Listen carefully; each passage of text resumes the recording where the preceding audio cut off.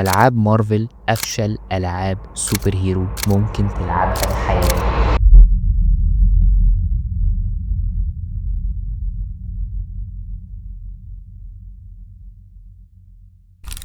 وعشان تعرف ليه خلينا نرجع ورا بالزمن ل 2018. في 2018 سوني نزلت أول وأعظم لعبة سبايدر مان في تاريخ الألعاب، اللعبة اللي حرفيا كسرت الدنيا.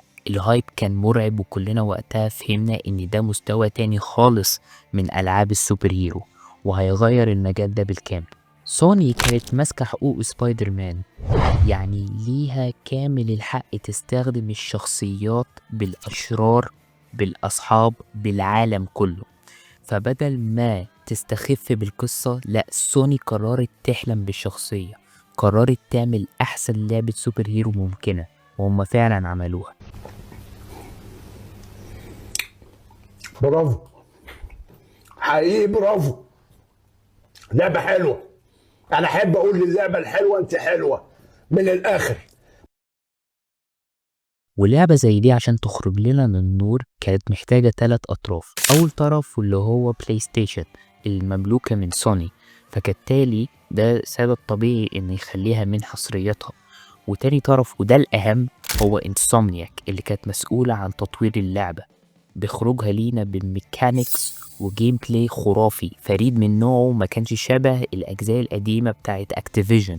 ده غير كده كمان اقتبسوا شوية من لعبة زي باتمان أركام نايت. اللعبة كانت محبوبة في الوقت اللي نزلت فيه، وكانت إلى إصدار لعبة مارفلز سبايدر مان برضه محبوبة. فكالتالي ده خلى فئة كبيرة حتى من الناس اللي ما كانتش ممكن أصلا تعرف حاجة عن سبايدر مان أو مش بتحبه كسوبر هيرو مفضل، إن هي تعجب باللعبة وتعجب بالقصة. وآخرا كان مارفل، وكانت فقط هي اللي بتأسس القصة وبتبنيها. الموضوع عجب مارفل، فقررت إن هي تعمل لعبة مارفل افنجرز بعد إصدار مارفل سبايدر مان بسنتين في 2020. كانت في عالم تاني، قصة تانية مختلفة بعيدة عن عالم سوني اللي احنا عارفينه.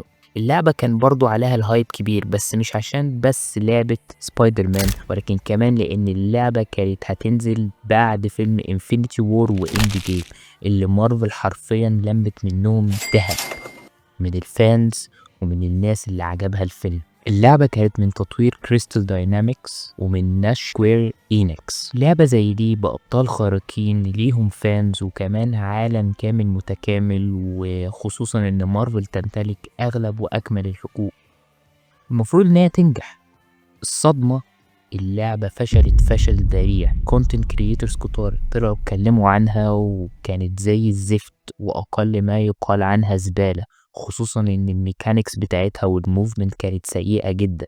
يعني لك أن تتخيل الناس طالعة من 2015 لعبة زي باتمان أركام و 2018 مارفلز سبايدر مان، ميكانيكس وجيم بلاي ما بيخليكش تمل حرفيا، وممكن تلعب اللعبة لساعات مهولة. تيجي في لعبة المفروض مليانة بأبطال خارقين الجيم بلاي ممل وسيء. وغير كده كمان أنا شخصيا اللعبة خيبت أملي بشكل كبير جدا.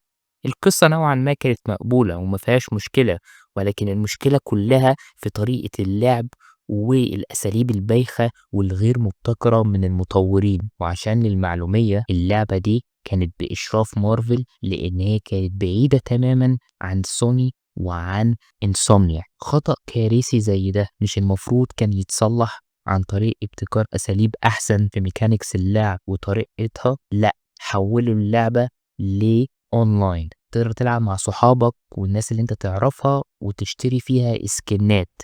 وياريت حتى الاسكنات كان شكلها عدل ومقبول، بل كانت بايخة وسيئة جدا وبارت ستايل ممل. في الاخر اللعبة اتشالت من الستورز وما بقتش موجودة حرفيا في اي مكان. والطريقة الوحيدة عشان تلعب اللعبة دي هي لا اما يكون عندك واحد صاحبك اشتراها تقدر تلعبها منه، او تروح للحلول التانية اللي مش هقدر اقولها عشان ما اخدش علامة صفرا، اللي هو انا اصلا لسه ما طلعتهاش. ولكن برضو يعني تجنبا ان الفيديو يحصل له حاجة، انا مش ناقص. تعدي سنين وسوني تنزل سبايدر مان مايلز موراليس، لعبة برضو كانت كويسة جدا، ما قلوش عن المستوى قصة وحلوة وجميلة، طبعا ده اللي مارفل فالحة فيه، وجيم بلاي ما تنهوش زي ما هو، ولكن بالعكس طور في الميكانيكس وحتى في الابتكارات في السوينجينج، وكلنا لاحظنا ده لما شفنا اللعبة وفي أول نموذج ليها بدون باجز بدون مشاكل،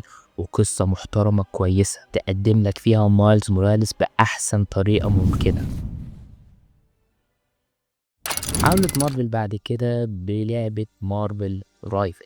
أول ما تشوفها تحس إنك دخلت أوفر ووتش، ولكن بستايل مارفل، بالعالم بتاعها بشخصياتها وبطريقتها. والفكرة مش وحشة إن هي تدمج الحقوق بتاعتها بشخصياتها بستايل نفس لعبة أوفر ووتش، فده مش شيء وحش، بالعكس ده شيء حلو. واللعبة نجحت في الأول وناس كتير حبتها، خصوصا انك بتلعب بالشخصيات اللي بتحبها وفي نفس الوقت بتجرب القدرات بتاعتهم. ولكن الابتكار كان هو المشكلة، مفيش حاجة جديدة، مجرد انك بتختار الشخصيات اللي بتبقى متوفرة لك واللي انت بتكون حبيبها اصلا كده كده وعارف القدرات بتاعتها لانك لعبت بيها قبل كده مليار مرة، وبناء على ده بتفوز الجيم او بتخسر.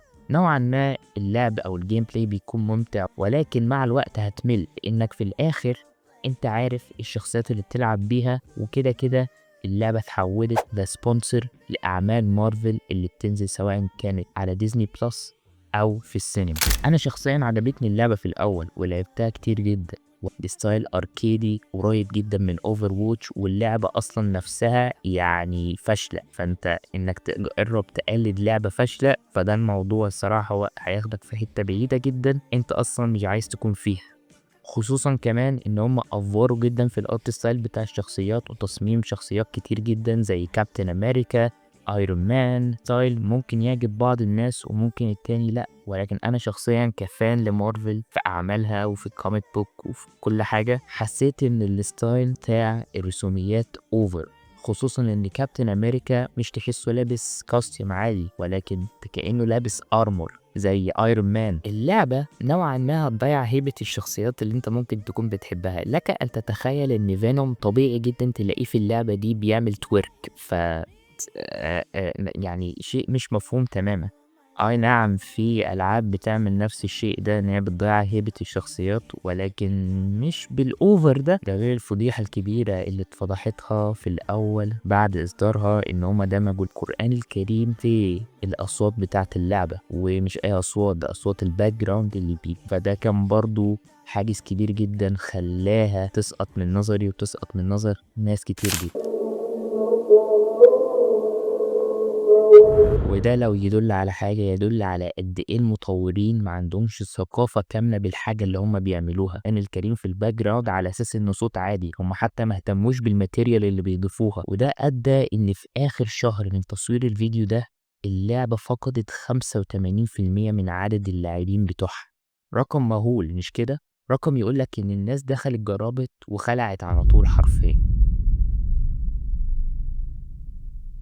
وبيني وبينك ده طبيعي لما تاخد شخصيات تقيلة وتحطها في ستايل سخيف. الرايفلز كانت لسه في البداية وفي نفس الوقت وتقدم جيم بلاي ملوش روح وتفقد هوية مارفل نفسها، النتيجة على طول بتبقى فشل. في الجانب التاني عندك سوني عملت سبايدر مان 2 الجزء التاني من لعبة مارفل سبايدر مان، واللي أبدعت فيها في الجيم بلاي. أي نعم القصة ما كانتش أحسن حاجة، ولكن دي تعتبر غلطة مارفل وليست سوني. ولكن في نفس الوقت انسومنياك أبدعت في إنتاج جيم بلاي يعلي على الجزء بتاع بيتر باركر والجزء بتاع مايلز موراليس. حرفيا الجيم بلاي كان طفرة في عالم ألعاب السوبر هيرو بالنسبة لي أنا على الأقل. ميزة زي الفاست ترافل ميزة كويسة جدا، خصوصا لو انت شخص مثلا لو انت شخص بتمل من السوينج في اللعبة، وفي نفس الوقت عندك في نفس الوقت ميزة الفلاي وانت بتسوينج، بمعنى انك بدل ما تقعد تتمرجح حوالين المدينة تقدر انك تطير، وده بيحسن من تجربة اللعب بشكل كبير جدا. غير ان هم طوروا الميكانيكس وفضلوا ان هم يخلوا الجيم بلاي امتع واحسن بكتير وفي نفس الوقت اسرع عشان يخليك مستمتع بشكل كبير. في الجانب التاني مارفل ما عملتش اي حاجة زي دي. حاليا مارفل بتحاول تعوض الفشل ده عن طريق انها تتعاون مع مطورين احسن من اللي تعاونوا معاها قبل كده، زي سكاي دانس في تطوير لعبة باسم مارفل 1943 رايز اوف هايدرا، قصة بتتكلم عن كابتن امريكا وتتشالا اللي هو بلاك بانثر في الاربعينات، وبرضه بتخليها في الجانب الآمن مع انسومنياك في تطوير اللعبة زي وولفرين اللي هتنزل السنة الجاية ان شاء الله. وبرضه عندنا لعبة تحت التطوير زي بليد اللي هتنزل في نوفمبر 2027 بالتعاون مع أركين ستوديوز لتطوير اللعبة.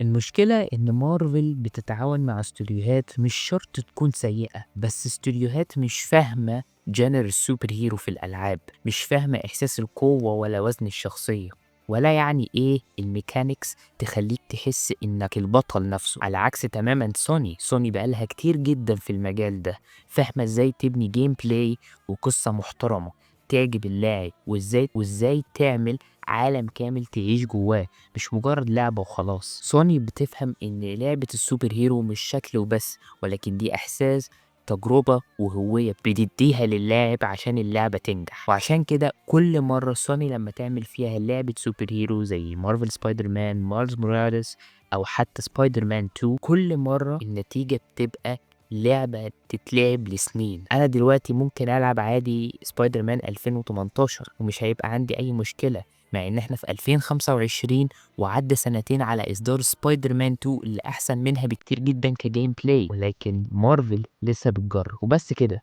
متنساش تعمل لايك سبسكرايب وتقول لي رايك تحت في الكومنتات. سلام عليكم.